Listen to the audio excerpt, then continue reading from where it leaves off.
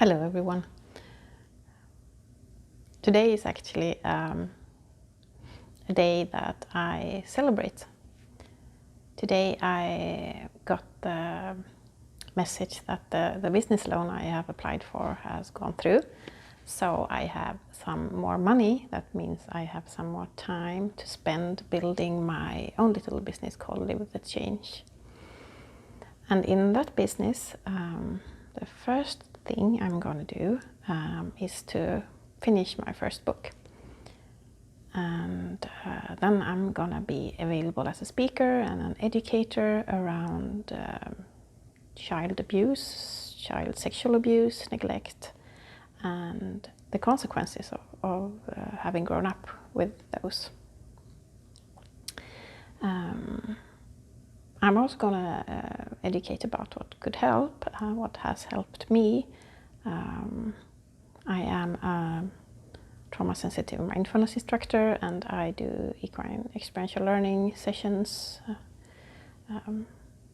I do a lot of different things, but in this Live the Change, I'm going to focus on how I can use my experiences to gain more awareness and spread more knowledge. And I want to reach out to people who work with people, so more kids can be seen earlier and get help earlier, and how everybody who works with people basically in schools, healthcare systems, mental health care, social services, police and legal systems,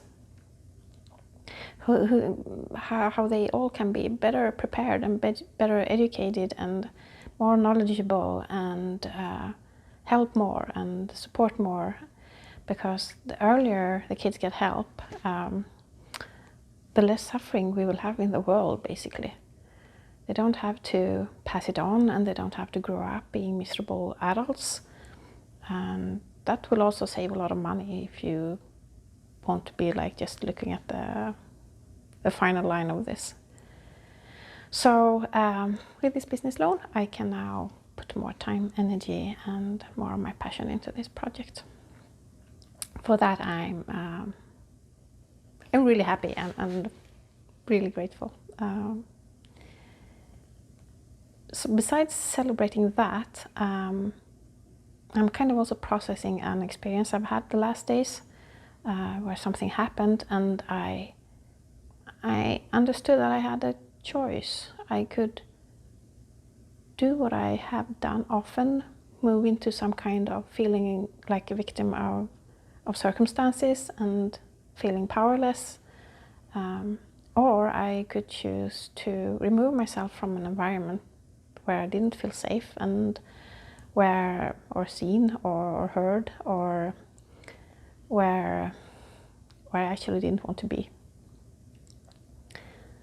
And I made that decision and I moved out, which is kind of a breakthrough for me to understand that I can do that. So kind of a double celebration here.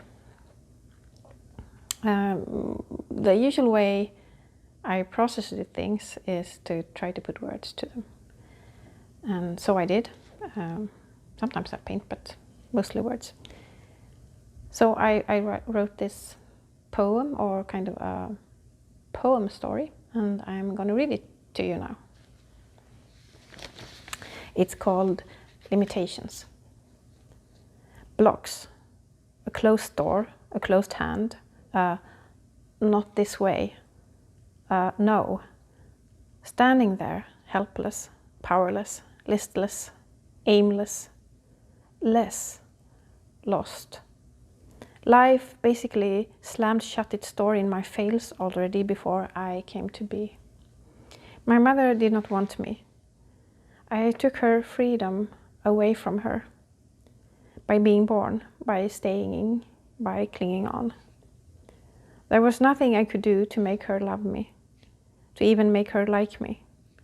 I could not make up what I caused her for what I cost her. I was a burden to her, I was too much for her, and I could never be enough. Whatever I did could not outweigh the fact that I existed. In her anger, in her frustration, in seeing her life slip away, she took it all out on me, on everyone around her, except the ones who had the power to change her destiny. Perhaps, if they had wanted to. They didn't. I wasn't the first to take her freedom away from her. She did not become who she was because of me. I was just another obstacle in her way. A big one, but not the first one, and not the last. I never felt, never knew her love. I don't know she was even capable of feeling it, giving it, receiving it. Maybe she never knew what it was to be loved either, not for anything else but her body and her sexuality, and her overall usefulness, which is not love but desire and pragmatism. I did have a father, or as I found out later, a stepfather. He could only love me through his fear of grown women, through his sexuality. But he sometimes had kind eyes and big warm hands. If I could be a puppy and very quiet, he would love me until my body broke. There was no soil, no water, nor air, nor possibility for growth in my home. Pieces of me wandered off and found it elsewhere, in books, in fantasies, in short moments of meeting someone who took their time to see, to remember my name. It wasn't enough. I never grew up. I couldn't. But it wasn't because there was something wrong with me. Nothing can grow on infertile toxic grounds, being constantly uprooted, until space and time makes no sense, until who did what did not mean anything anymore. I'm just a person. Like for any person, there are closed doors and open doors. There are blocks and openings, tight fists and open palms, no's and yeses. My parents could not give me what I needed. They were unfit to be parents, in the same way as their parents had been unfit to be their parents. I broke that chain. I love my children. And I showed it, told them, tell them, show them.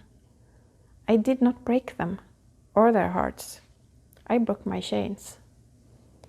I know I made a lot of mistakes, that I still do, but not loving them is not one of them. No one can move around in the world with no worth at all. Or perhaps they can. I couldn't.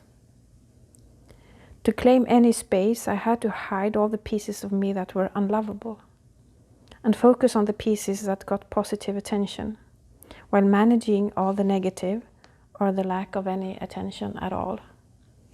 Sometimes abuse is better than neglect.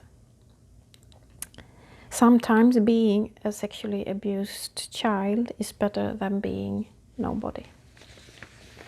Sometimes abuse is safer than kindness, because kindness came with a cost. And that would always make me feel so stupid that I fell for it, craved it again and again. I struggle with attention. Parts of me want it, other parts of me fear it, yet other parts of me does not care and would prefer to live in a cottage in the woods. And just like that, I am reminded again what it is to be me. I love the woods and fear it. Nothing is simple.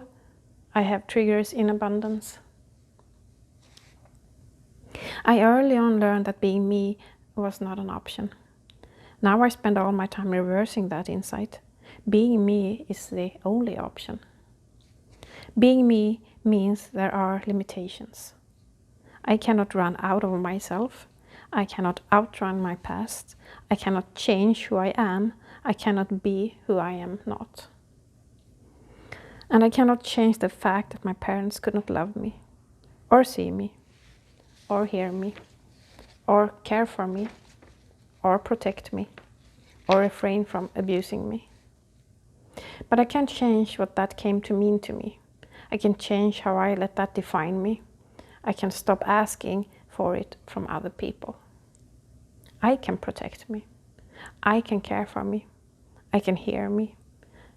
I can see me. I can love me. And I can refrain from abusing myself. As everyone else is limited by the fact that they are them, I am limited by the fact that I am me. But how much I stay in contraction of me and how much I expand me is my decision.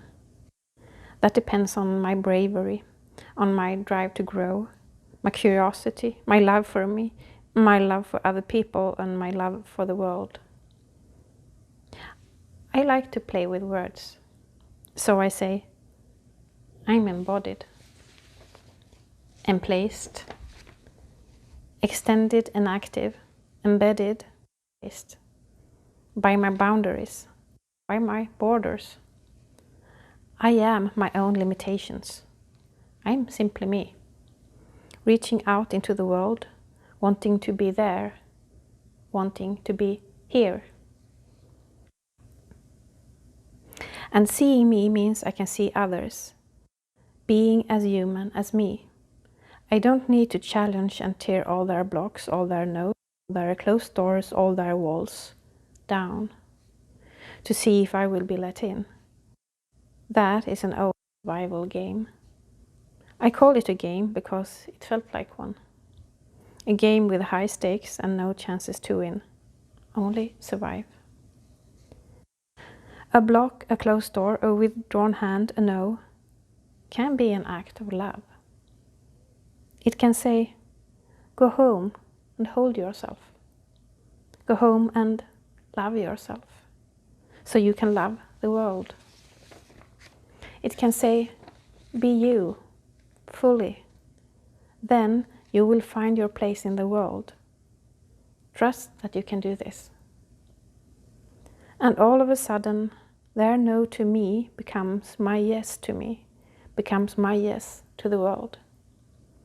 And when I stand in that yes, it now has boundaries. My boundaries. I have me. That opens other doors. Without no's, there are no yeses.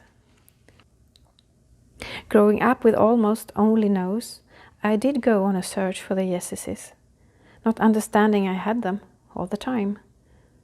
I am my own yeses, as my own no's. This is how I am me. I have an end and a beginning, a center and a periphery. I contain it all. All my parts, all my pieces, broken or not. Then where I go with me depends on how well I listen to my own yeses and no's, but also to my wheres, whens, with whom's, whys and how's. When I am and own my own limitations, only I am the limit of what I can do. Not be, but do. I am me, but what I choose to do is a choice. I didn't choose to be me. I didn't choose to be, but I can choose me. So I do.